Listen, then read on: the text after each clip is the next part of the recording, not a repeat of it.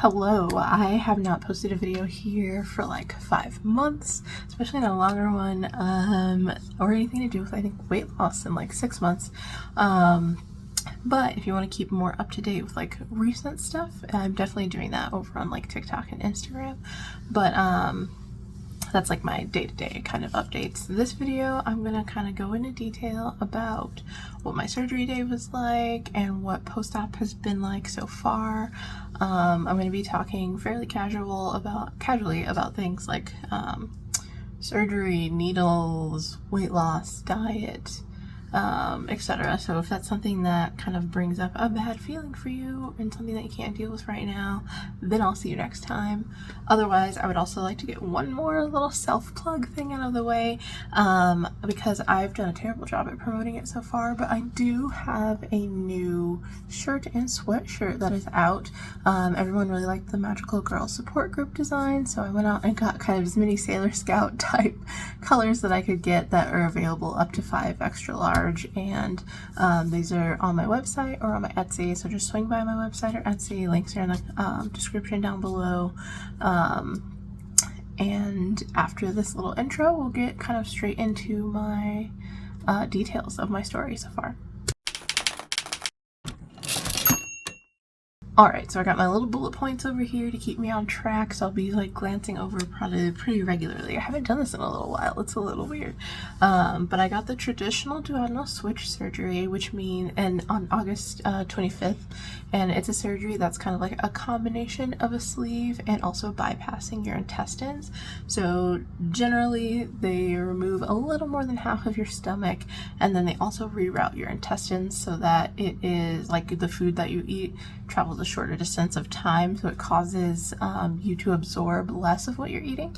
They do have like the newer version of duodenal switch is like a loop surgery, which kind of leaves more of your intestine in track, and that can help some people if they it helps some people potentially kind of avoid some of the side effects. The DS surgery was recommended to me by my doctor, and I did agree with them as that being the surgery that I would go into because my BMI was like 60 and I am pre-diabetic. I was on the cusp of like high blood pressure, and I was being treated for sleep apnea, and mine was robot assisted, so I only have about 5 like fairly small incisions, and overall recovery time is about a month to be fully recovered. I could get around and stuff pretty much right away. Honestly, any of these weight loss surgeries, they're probably trying to get you up and walking right away because it helps with gas pain and stuff. But I will always, I can't carry, push, or pull anything heavy for a month. There's just things that I can and can't do. I will also be taking vitamins for the rest of my life, and that's pretty much with all the weight loss surgeries, but I will definitely be closely monitored with vitamins, with blood work regularly, because this is a malabsorption type of surgery, and I need to stay on top of things like staying hydrated, taking my vitamins every day, and getting enough protein intake every day. So the day of my surgery went really smoothly. Leading up to it, yeah, no problems. I went right in. I had already like checked in to everything digitally ahead of time.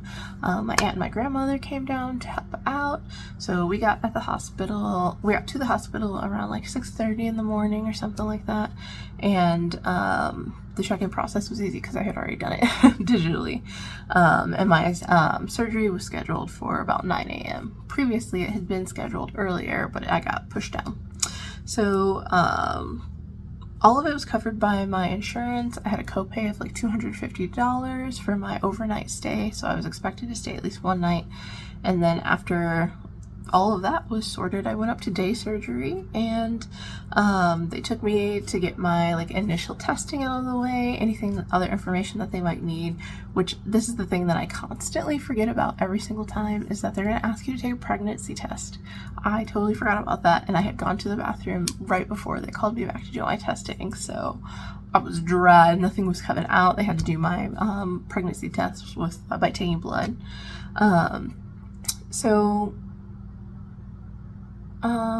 What else did they do? When you're in like So other than those tests, they kind of move you back into like a really small, like hole in the wall type room. So like it's just like a curtain and then a small room. My aunt and my grandma were allowed to sit with me back there after they got a lot of their stuff out of the way.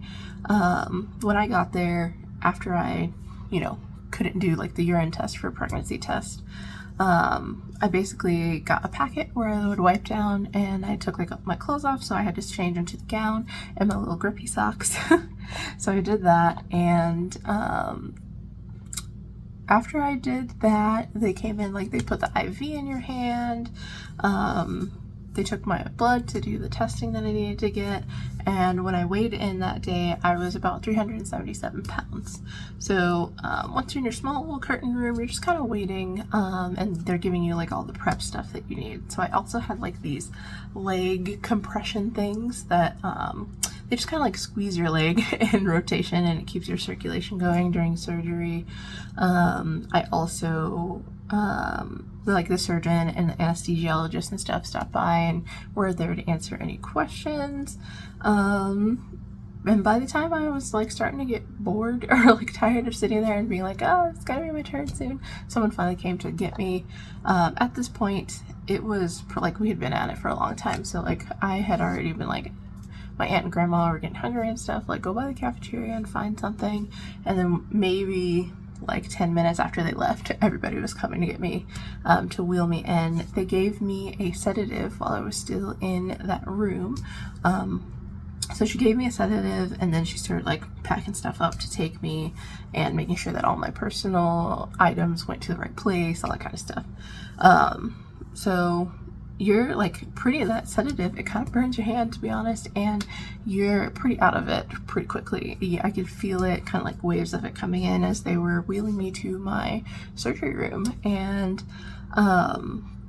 it's not like I knew exactly what was going on. I wasn't out of it in that way. It was just like heavy slowness that you feel.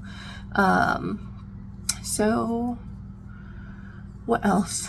Getting to the surgical room is kind of like walking into a science fiction. It's like super bright. There's all these like machines and things all around, and I was out of it because of the sedative, but I knew what was going on. Like they were talking to me. I remember them moving me from the bed that I was in to like the surgical table. I remember seeing them, and they were like prepping stuff, and the lights are really bright. But other than that, the thing that I'm upset that I forgot in that, rush of doing everything was I forgot to ask, because I honestly really wanted to be able to hold my stomach and intestine that they were taking out. I'm like, they've been doing the heavy lifting this whole time. I kind of want you guys to back it up and let me hold it. They probably are gonna think I'm a freak. I don't care, but I forgot, so I never even got to do that. I never got to see their face for me asking that. Because I was already being sedated. Honestly, by the time the anesthesiologist was setting me up, I maybe had like an 8 count and I was out. And then the next thing I know is they're like getting ready to move me to my room that I had. So like I was up for a little while, and they kept me where I was for a little bit because they were making sure that I wasn't nauseous from the anesthesia. I wasn't nauseous from that, making sure that I was aware and talking, and that I knew who I was, and that things went well. They told me everything was fine. The duodenal/duodenal, however you say it, switch is something that can be done in 2 parts. It depends on like the pressure that you have on your stomach and everything else. So I was really hoping that they could do it all in one day, and they could. So I got my full surgery done all at once, instead of basically getting a gastric bypass and then coming back to do the intestines later. I had no pressure. They said I didn't even bleed. They basically were like, you're good to go, we're doing the whole thing. And I was like, thank goodness, because I didn't want to come back and do it again. What else was part of that? I'm really tired, and like I still have that heavy sleepy feeling because of the sedatives and everything. So, they had already sent my aunt and my grandma to the room that I was gonna get. They had set it up, they were rolling me in there, and I remember pretty much immediately after surgery, other than like being out of it as far as tired and having a slow reaction rate, like I got up out of that bed and I walked to the new bed, and that was fine. Everyone was kind of looking at me like I was crazy because I was able to just stand up and do that, and they didn't have to like lift me over. But I'm sure like it's invasive, but it's not as invasive as it could have been. I also, you know, take that with a grain of salt because I have a high pain tolerance and I generally have a bit of an iron stomach anyway. So I knew that because I am that way, I didn't want to push it or do too much too soon, but I was like, I can do this much. You know, I got on some of my walks right away. I started getting food and stuff the best I could. Everybody's experience is super different though, so like you might have more pain or not, it depends. I found it to be very manageable alongside the pain medication, so it wasn't like I didn't have pain medicine. I still needed the pain medicine to be comfortable for a few days, and a few days after I went home as well. But it's bearable. Like I can still get around and do things. I'll be much slower to do those things. I could do it. I did have gas pain to kind of get through, and that lasted about 4 or 5 days. But I would say definitely walking helped. Walking helped. I asked my aunt to help burp me on multiple occasions to kind of get it out. And honestly, when you like finally fart, especially a few days after, like when you can like clench without having pain, you feel like a whole new person because it's like a superpower after that. It just feels, there's just a lot of like gas buildup, and it can be so painful. I didn't have anything that was too over the top because I was burping a lot, but you know, it still took days to kind of get back into a fart, like being able to fart. What else of that like super thing? I will tell you, like the gas that you pass is super potent, like national security risk potent. It is awful. It is terrible. You're not gonna make any friends. It's a bad time. But I know they make like medicine and stuff that helps kind of take that apart, and you are just going to leave as a gassier person because you're taking in such smaller amounts of things, and you're swallowing air, and you just have your stomach's reacting differently to things. You will get a little bit of gas buildup. I've seen you know, people's accounts who are in total like, you know, unbearable amounts of pain and stuff as they go. Luckily that has not been my experience so far. I was pretty much in and out of the hospital the next day because I was able to get my water goals and get down, like keep down stuff, and my pain was managed. So I would say that everyone was super nice. They were super accommodating, which I know is like the bare minimum that you want when you are like feeling unwell and feeling vulnerable, etc. But you know, we know it's not always the case when you go to the hospital, but it was the case for me, so I have a lot of gratitude for that. Because having a bad nurse or bad communication or something can really jack up your stay, like I said, especially when you're feeling like vulnerable and you're not feeling well. They sent me home with a whole bunch of instructions and like a follow-up guide for my medications.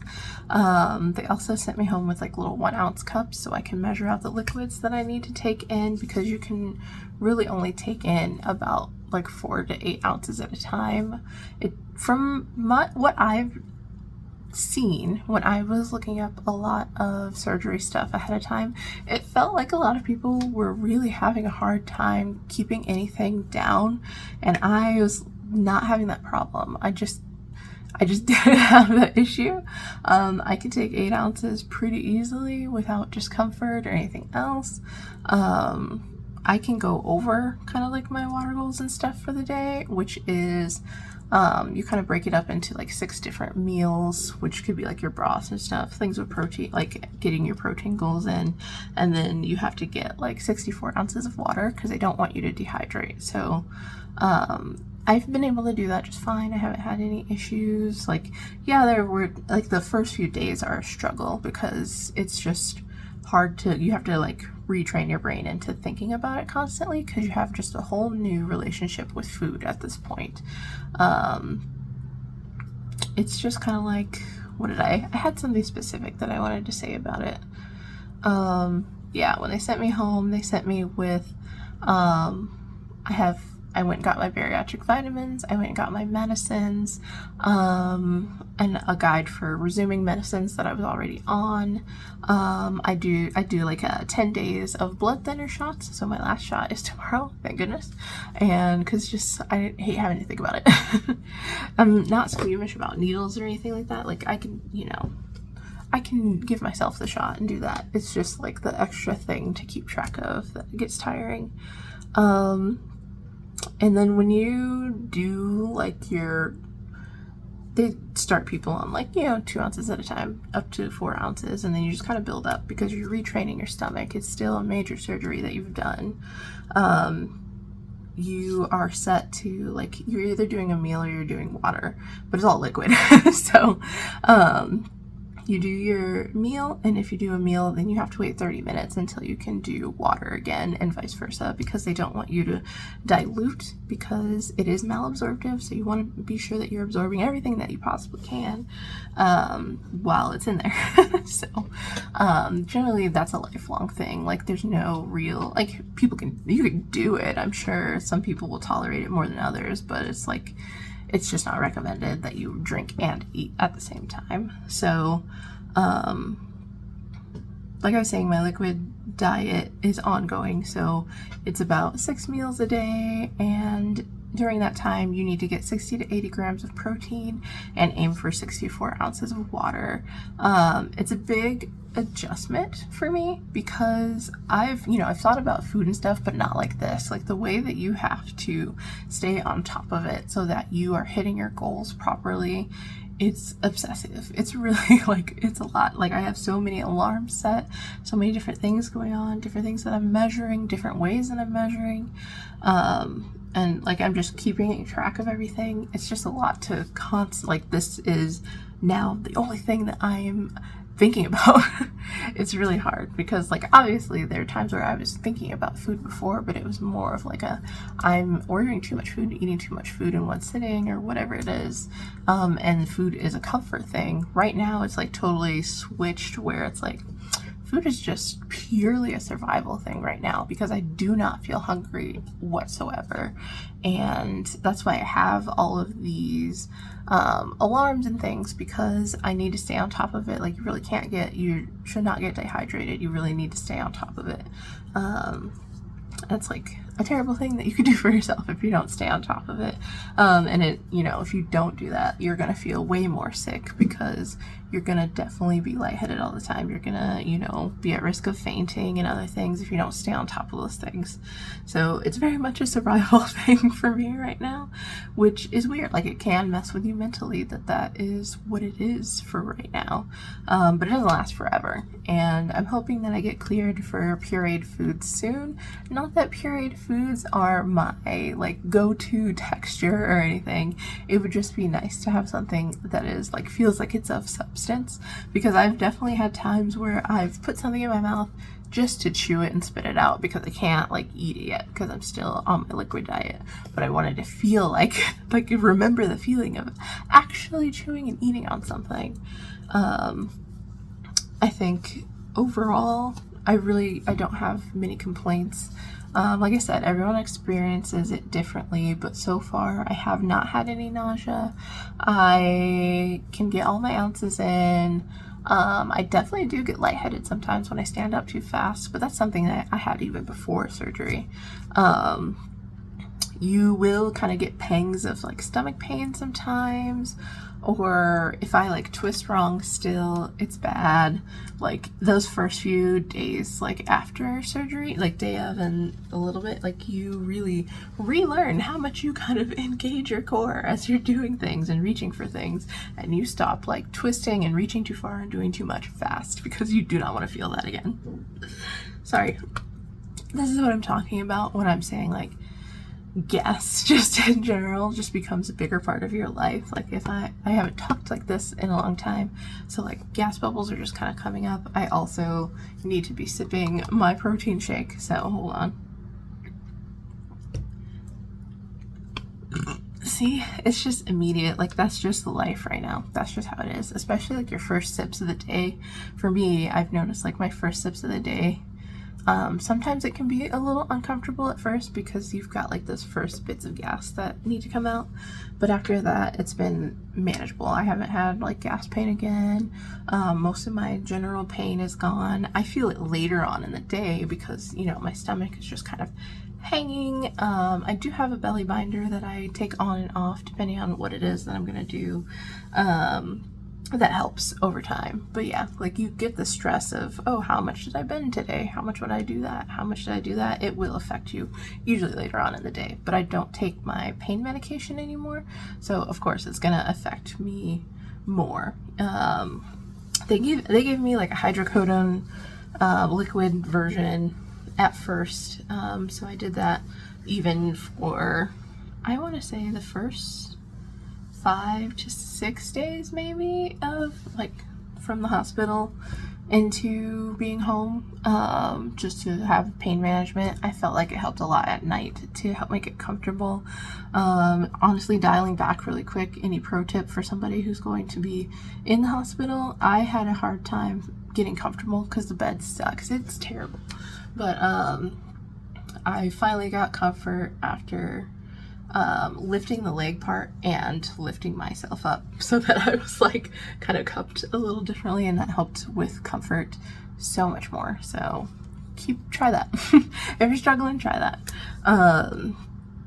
To a point where I still like kind of put pillows and lift my legs a little bit if I need to, even at home. So, and it is way more comfortable for me to sleep elevated than it is for me to sleep flat. So I don't have like a wedge pillow or anything. I just took my couch pillows and like stack them up so that I'm somewhat lifted here, and then sometimes I put my legs on some pillows if I feel like I'm not comfortable enough, and that's just what's been comfortable for me.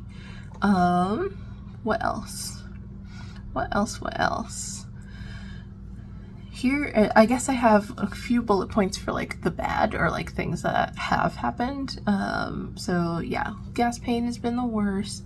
It's not an ongoing thing currently for me right now, but it's something that can reoccur. It's just something that you kind of deal with as it comes. The worst thing that's happened is me having an allergic reaction to the steri strips that are on my incisions. So like right now I am so itchy.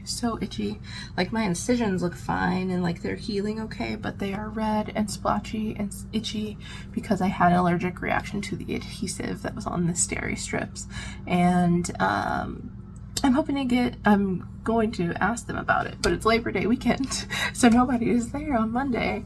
But I'm going to call in tomorrow and see what they say, like if they care to see me really quickly. Either way, I was going to see them Wednesday anyway, so I don't have any other symptoms of anything like being wrong. Like there hasn't been a fever, they're not, there's no warmth, there's no like discharge or any other, complication. Everything has been going smoothly, so I'm just hoping that that's fine.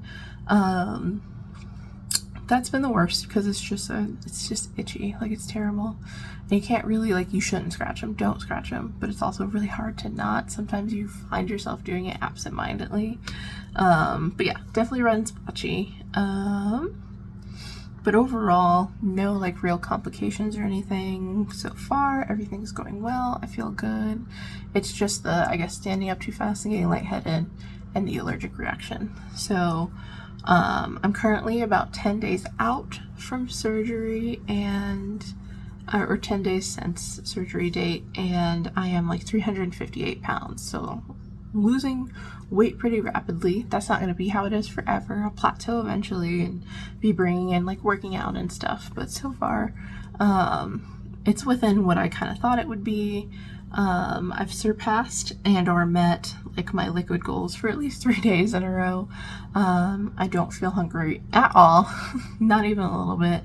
Like I said, I'm just consuming all my liquids and stuff via alarm and survival because I'm just like kind of going through the motions. I don't feel hungry, but I know this is what I need to do to survive.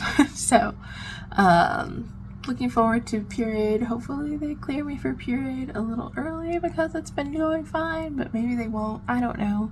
If they don't, I have until the 11th that I will be on a liquid diet. So we'll wait and see. It's starting to get boring though, and I have started to look up like the pureed recipes that are popular and things. So I'll definitely be covering all of that once I actually get to it and can make content about it and tell you guys what I've liked to do. But so far it's just been liquids. It's broths, it's protein shakes, it's water, flavored water, dissolvable powders, etc. Another thing that people complain about is going to the bathroom. You either have, some people have diarrhea, some people are constipated. I definitely hit, like, I took laxatives as soon as I came home for the first few days, and I had, you know, diarrhea from that once or twice. But then after that, I've been going fairly regularly for 2 days without any complaint. So that I know, like, as I have been up on my water and protein, and the vitamins have more time to sit in my system, I'll be hitting like the fiber goals and other things, and I'll, even before then, I'll be able to get some pureed stuff in, so I'll have a chance to put some more vegetables down or other things to help increase my fiber so that I can continue to go, because I know that is a complaint, but so far so good. What else? Searching and saving recipes. I'm assuming that when I do get this pureed stage, that is when some of my nausea and like tolerance issues might come in. I'm definitely not looking for them. I don't want to have them, but I am bracing myself if that is the case, because you do have to retrain yourself to eat food. So I wouldn't be surprised if it were to be that way. So for anyone out there, whether it's questions you have for me or tips or experiences you would like to share, please drop them in the comments down below. I've got a lot of backlogged like vlog content for you guys, and I'm also going to be a vendor at a local BTS event in October that I'm really excited about. So once again, drop by my TikTok or Instagram to kind of see how I'll be preparing for those in the moment. Otherwise, just thank you for your support, and let me know if you have questions, and I'll see you again.